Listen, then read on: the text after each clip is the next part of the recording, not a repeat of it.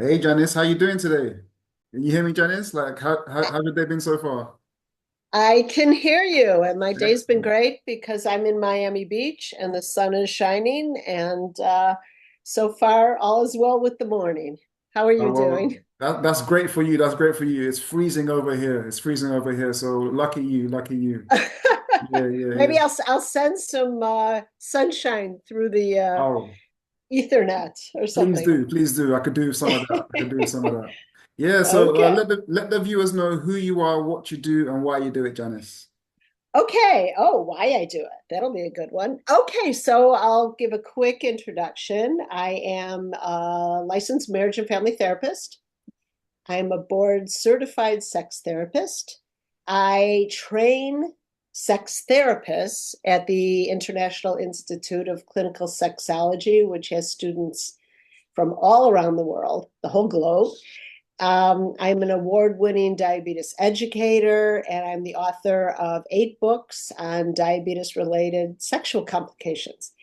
Um, and that's married 42 years, Okay. and 4 kids, 6 grandkids. Wow, wow, So, wow.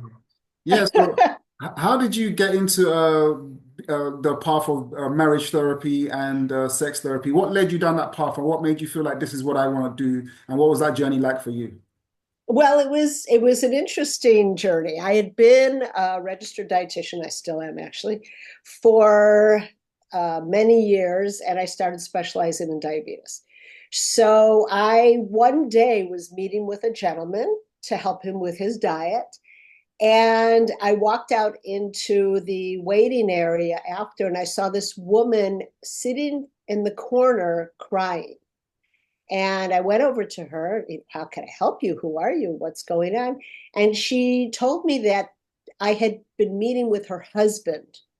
She said, "That's my husband. I can't take it anymore. Diabetes is ruining our life, our relationship, everything." And I thought to myself, I have nothing to refer her to. I had no books, no handouts, no advice, just, I'll hold your hand. I don't know what to tell you. And so at that moment, I thought this is an area, relationships, especially with this one chronic disease. Wow, people are so stressed. It's killing their sex lives, it's killing their marriages. So I decided to write my first book, well, which was Living and Loving with Diabetes, and or some the guide to oh, I should look up the title. It's been a long time. I wrote it a long time ago. The Secret to Living and Loving with Diabetes, but I wrote it with an endocrinologist and a diabetes psychologist. And then it occurred to me I needed more of my own background because I wanted to become an expert in this. There was such a need. So I enrolled at UMass Boston, University of Massachusetts, Boston, and became a marriage and family therapist. I loved it so much, I began working at an agency nearby and gradually started seeing that the sex cases were not being dealt with. So I decided to get my PhD in clinical sexology, enrolled in the place where I teach, and loved it so much and obviously did well. So they invited me to train their therapists.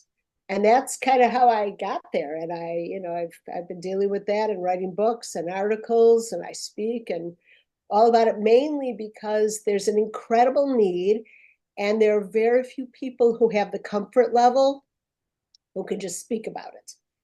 It's a charged topic and it doesn't need to be sex and relationships and all that. And people come to it with such history, either what they've learned from their families or whatever. It's not a simple thing. So we really need people who know how to help and how Right, to right. listen. For sure, for sure. Yeah, so your encounter with your clients, your diabetic clients partner, sort of create a domino effect for you to get to like this point now. Yeah, interesting, interesting. Oh yeah, I mean the opportunities that it opened. There used to be a television show on CNBC called D Life, Diabetes Life, And next thing I knew, I was the medical advisor for relationships. And I appeared on the show sometime. Actually, there's a funny story. There's archival footage. The Right. show's no longer on the air. Okay. And I remember my son, who is now, in his 30s, but at the time he was a young teenager. And he decided to go on the computer and Google my name on either YouTube or whatever. And he found a clip of me on television talking about female lubrication. And I heard him scream from all the way down the hallway, "Mom, you have to stop doing this. You're embarrassing the whole family." And I just laughed and said, just I'll wear a wig, I'll wear a blonde wig, I'll do something, but I apparently I didn't stop, and that became one of my big jobs as a mother, is doing my best to embarrass the entire family. Yeah, So, I guess it was too close to home for him, like a reality hit all of a oh sudden. yeah, Yeah, oh yeah. yeah. But Well, no one's parents have sex, right? of course, of course. Yeah, yeah. Looking at like relationships that we've all had previously, everyone has like different struggles that they've had in previous relationships, and they had to navigate through those issues to get to a certain point in their life. What would you say some of your struggles have been in previous relationships, and how did you navigate through those to get to where you are? For me personally, Yeah. that's a little hard to say because my husband and I were a blind date. We've been married 42 years, as I said. So my dating experience, I got married when I was 24. So I didn't have a lot of long-term relationships prior to that, except in the ones that I did have, there were communication issues. I think the biggest thing that really will sink a relationship is the idea of assuming. We assume things on behalf of our partner. Oh, I'm sure they won't like this. I'm sure, or they must have meant something else. Or there was actually one couple that I knew, um, where he came home from work and she said, "Would you like a sandwich?" And he said, "Oh, no, don't bother." So she thought to herself, "Well, I think he really wants it. So I'm going to make the sandwich." Well, he didn't really want the sandwich, but he sees she makes the sandwich. So he eats the sandwich that he really doesn't want. And they're both angry. She didn't want to make a sandwich. He didn't want to eat a sandwich. And you have all this where, there's an expectation of being a mind reader. Right. And we're not mind readers. And, I know you said this, but I'm sure you meant this. And I think that's what, certainly in my own early relationships, and listen, in my current one, I'm always tweaking my relationship. Right. Um, so that's a big thing, is assuming when they say no, they really mean yes for some reason, or the opposite. And the bottom line is we're all adults. We're all capable of saying yes or no. And if you make that clear to your partner, if you say no, I have permission to accept it. And if you say yes, if you say let's say that you want to be romantic, have, some intimacy, and Right. you ask your partner and they say, "Oh, no, no, no." And then you go, "Okay, so you put on the football game." Well, your partner may be sitting there waiting for you. "What do you mean you put on the football game?" I said, "No, but you're supposed to want me enough to say no, but I love you." I mean, game Right. playing. Right. I'm sorry. If they said no, you have permission. They have permission to say no. You have permission to believe it. And the opposite as well. Say yes if you mean yes. And that's where a lot of couples get really tangled up, is in But the assumptions.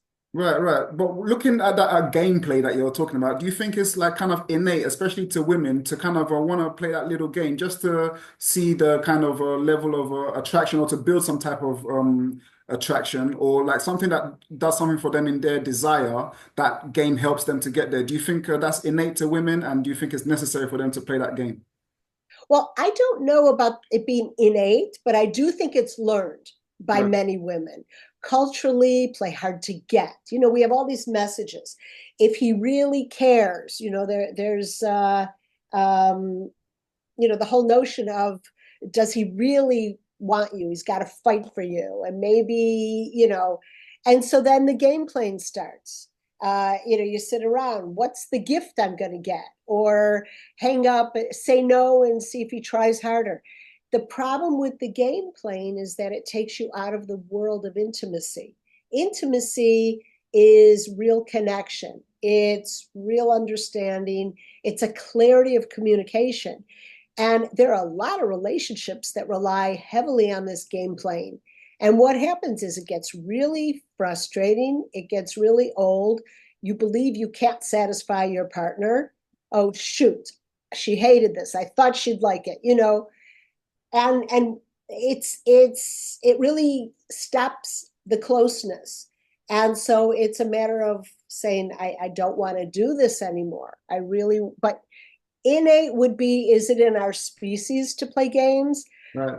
It's in our species to attract, to want to look nice, to give off vibes of interest. And there's a bit of playing hard to get. If you look at animals, how they're kind of coy with each other, they hide, we can do a bit of that, but realize that that doesn't take you to the next level, which is a deeper honesty and connection. And if you want something to last, the game playing has to be recognized as play. Right. I'm going to play hard to get. Let's do that for a while. I'm all for play. If you want to say, oh, today I'll be a French maid and I'm not going to let you in, okay. But the thing is, the basis, the actual foundation of the relationship has got to be clarity and, a lot more honesty. For sure, for sure, for sure. Speaking about like frustration that people have within relationships, it causes some people to just focus on their career. Let's look at women, for example. Like, let's say a woman just wants to focus on her career for some time, and she's having success in her career, but over time, it kind of causes her to be distant from her intimate side because she hasn't spent that time to really engage with her feminine side, right? So, what can you say to people or women that would like to bridge that gap again because they've spent so much time in their career and be able to connect with their intimate side again? What are the steps they can take to do that when they're not really feeling that within themselves anymore? Well, I think I would put it to both men and women, Okay. because men, if you substitute the word, men for women, a lot of men do that too. They're very driven. They disconnect from their intimate side. They're focused. They're 24/7 thinking about how to build the business. And this is kind of historically a newer place for women to be, but women are doing it too. Agreed. Absolutely. So really for both is to try to get to more of a balance. If you are a CEO of a corporation and your mind is always on your employees and building and what's next and all that, you are very focused on that. But but are you balancing the other part of your life? Are you making time to connect? So one thing that I like to tell couples, a lot of people think that intimacy needs to be spontaneous. That's the best kind. Oh, like in the movies, they see each other and they run off and, they're having a kiss outside the restaurant and all that. The thing is, spontaneity doesn't work in real life as a long-term goal. Right. People schedule intimacy. If you are totally focused on your business, totally focused on travel and whatever you're doing, make a date night. And that date night, the phones get turned off and you are totally just with each other. And then when you're done, your phone could get back on. But you've got to schedule it. And a lot of people think, well, why do I have to schedule sex? Why do I have to schedule that? That's not, well, then you can look forward to it. You can prepare. You can shower and do whatever, put on your perfume, whatever, and look toward it as an exciting event.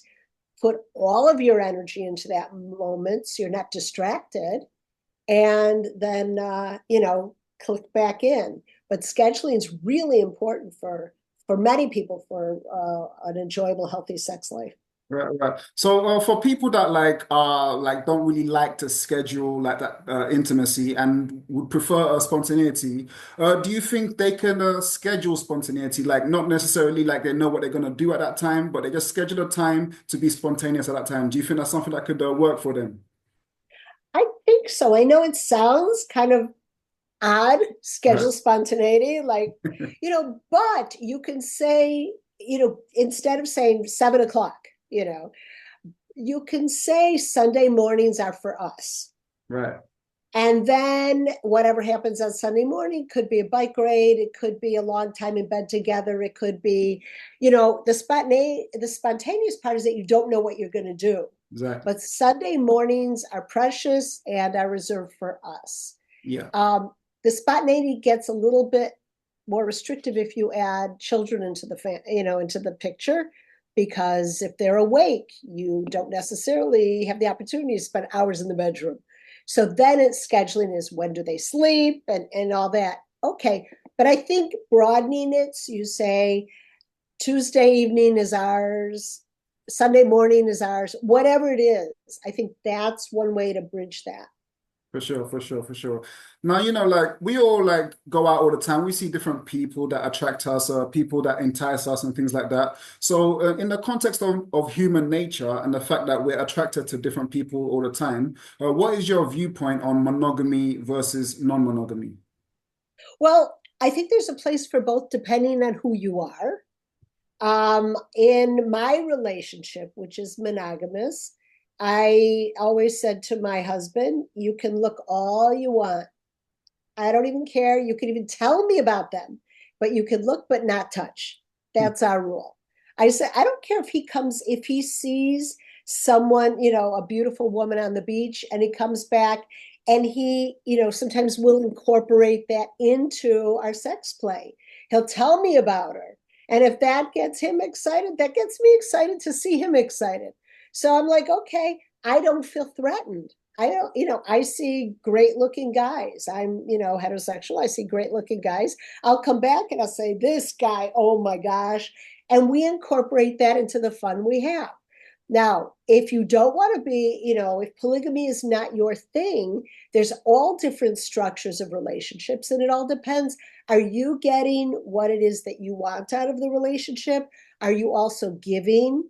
So your partner or partners get what they want out of the relationship. There's a bit more negotiating, but there's so many different forms of relationships.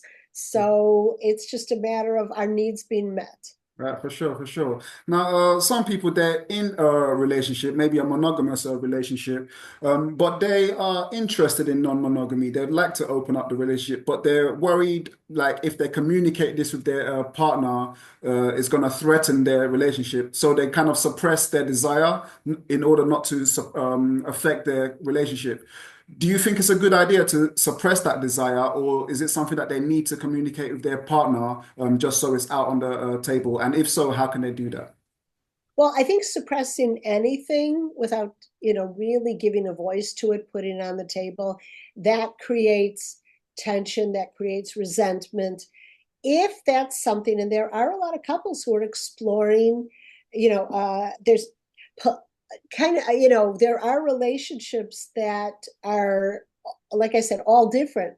Some where the couples each give each other permission to be intimate with someone else, but not develop the core relationship with them. In other words, they make a deal that it's going to only be physical, but you're going to come home. There's some people who welcome a new person into their relationship, and then that person then love and affection becomes part of it, and there are more people in that unit. The thing is, I think the way to do it is to say, I'm just curious, what would you think if we were to open it up and have some additional experiences? What would that be like for you? I'm not rejecting. I'm not saying what we have is bad. I'm saying that I'm just really curious. And there are a lot of celebrities you hear who have more open relationships that have gotten, you kind of hear that. more popular in the news. Just say, I'm just really curious what you think of it. But assure them that this isn't, I'm not saying ours is bad. I'm saying, is this something that you might like to do to enrich our relationship? Just curious. And then you can learn about it together. And you can, there's a lot of places where you can talk to other people. There's sites online and, where you can say, how did it work for you? What did you deal with? Jealousy can be a problem. There are actually therapists who deal with, polyamorous relationships. Right. That's their specialty Right. because it gets, we're not necessarily raised to think like this. But I think anything can be on the table. And as long as the other person feels safe, as long as they don't assume that you're bringing it up because you're tired of sex with them, that's where you have the conversation and just say, I'm curious and I want to know if you're curious and is this something we can look into together? Right. Right. You know, Right. So it's all that about I the, think could help. yeah, yeah. So it's all about the delivery in order not to plant a negative seed in the conversation going forward. I think so. And then also doing it as a team, because if you say, I would like to have experiences with other partners, that means your partner doesn't get to. This is there, like I said, are all needs being met. Now, there are some couples where one partner has experiences with other individuals and the other person in that dyad, in that couple, they don't, but that's their choice. They say, well, I'm not interested. If I were ever interested, I'd let you know if I see someone, but I haven't seen anyone. You're what I want, and that's it. But I think to open the conversation would be using the we. I wonder if this is something that would work for us, that Right. we could do together to help enrich what we already have. And and then the honesty piece. If you truly don't want to be in that relationship and you feel stifled by it, that's and you just want to have a lot of needs met by others and not have this relationship be intact, that's a whole nother conversation. Yeah, yeah, for sure, for sure. Now, for people that are monogamous, right? They've both chosen monogamy, and this is what they want as a couple, right? But somewhere along the line, someone has actually stepped out of the relationship, and infidelity has happened. But their partner is not aware of this, and the person that stepped out is now carrying around a sense of guilt. And they would like to share this with their partner, but they're worried that once again it's going to break up the relationship. What ways can they start to have this conversation about what has happened and what kind of way can it be presented in order not to be so kind of disastrous for them? That's a real tough one because that when you're talking about betrayal, because that's a betrayal of the agreement that the couple had. Right. And that is a real hard one to do by yourself and say, I just want to let you know that so and so and I had a fling. I wasn't really with my friends. We really went and whatever. The betrayal pain is so massive that this isn't an easy conversation. I think one thing that I would suggest is that it be done in the presence of a therapist, especially someone who deals with um, sexual issues, and say, look, I have something I want to share, but I want to do it in a safe place where there's no attack going on or misunderstanding. And the therapist can help create the environment where the information can be shared. But be prepared. This is a betrayal, and the other person is likely to feel very strong, deep feelings of hurt.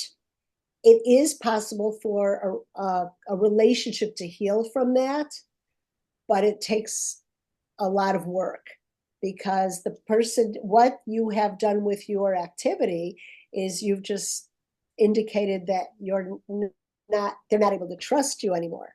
Because usually with some type of stepping out at a fair, there's lying, there's saying you were somewhere where you weren't, there's phone messaging that you're hiding. It really, there's a lot of deception. So I would suggest that you say, I think we need to find a couples therapist because I'd love to enhance our relationship. And then you have a safe place where you can say, by the way, um, you know, you can indicate that and have the therapist help guide you as you go through it. But it's tough. It's a Yeah, yeah, it's a for sure, tough for one. sure. Now, some people like after some infidelity, they kind of lose faith in their relationships, and they just want to wash their hands of it for maybe a period of time, right? And for those people, they kind of have a sense of like shame that they had a failed relationship, and they can't believe what happened to them. Um, how do those people start to bring themselves back together, especially if it's been some time and they still haven't been re-engaging in relationships, but it's affecting their life and they want to re-engage, but they can't get rid of what has happened in their past? What steps can they take to really find themselves again and re-engage in relationships? So you're talking about someone whose partner cheated on them. Right, How does the person move forward? So right, it's really tough because usually, like you said, there's a lot of, I should have seen that, I should have seen the red flag. I should have known. I thought there was something, but I kept saying no. Um, so first of all, I'm deliberately using the word should because I don't like the word should. I think the word should be taken out of everyone's vocabulary because it implies it's so filled with guilt. I should go to the gym. Well, that means you're beating yourself up instead of I want to go to the gym or I would like to go or I need to. So should just has it's laden with too many psychological messages. So instead of saying I should have known, change it to I wish I had known. I should have responded. I wish I had responded. And, in therapy, we go, you did the best you could with the information you had at the time. That's a piece too. It's really helpful. Again, therapy can be really helpful, not only to voice it, to get all the frustration out, because when you keep it in, it just builds.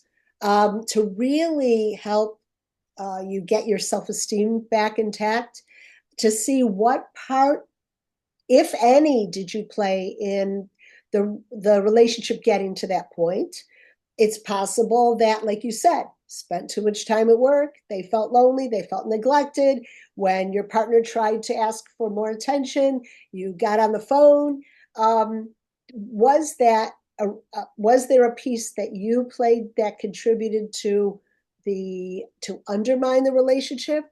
Certainly the partner is responsible for their own behavior, because not every person who feels lonely and dismissed goes and has an affair. That was a choice. That's something they did. So you don't want to take blame for their actual behavior, but what could you do better next time in the next relationship? If you keep ruminating over, what they said and what you think they did, and, perhaps it was with a close friend of yours or whatever, and you just can't move on, there are strategies, there are treatment strategies that can help you process that memory so it doesn't stay like a PTSD lingering thing that you always see. So if we'll say your husband had an affair with a woman with red hair, every time you see someone with red hair, you like freak out. You get all, um, there are strategies and therapies such as EMDR, which is, there's hypnotherapy. There's a variety of different things that can help your brain process the memory so it settles down the triggering effect of the memory.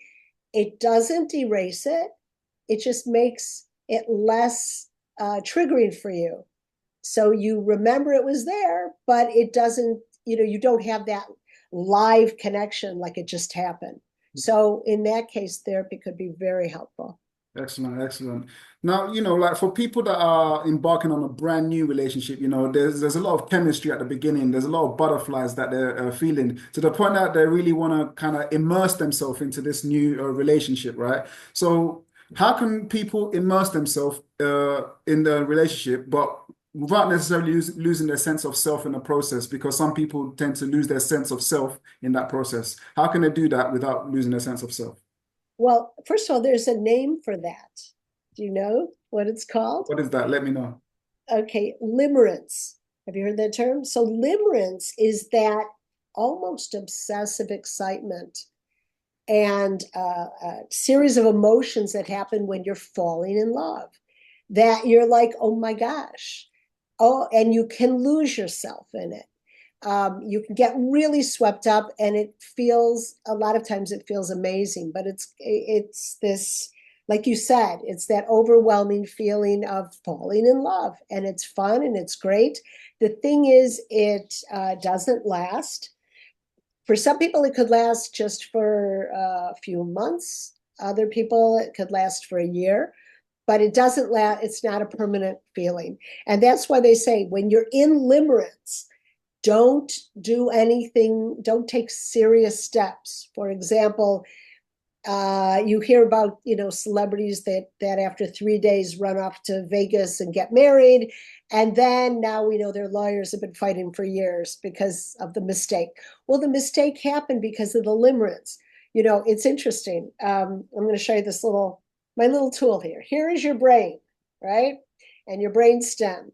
These are your emotions, and this is the limbic system part. That's the emotion, the hunger, the basic things we need: hunger, sexual need, kind of the animalistic part of us. And then we have this part, which is the prefrontal cortex. That's this part up here. That's the thinking, that's the conscience, that's the thoughtfulness. What happens is when your emotions get overwhelmed, and that happens when oh my gosh, so sexually attracted, he's amazing, this or she's amazing. What happens is this part goes offline. That's why you have people doing kooky things, because they don't stop and think, is this good for me? Should I, do I need to do this? Is this the right thing? Am I dropping all my friends? No, they're just totally engrossed in their emotions. As time happens, over time, the prefrontal cortex gets back online, and you go, whoa, what did I do? And then I thought they were amazing, but all of a sudden they eat with their mouth open, and I didn't see that.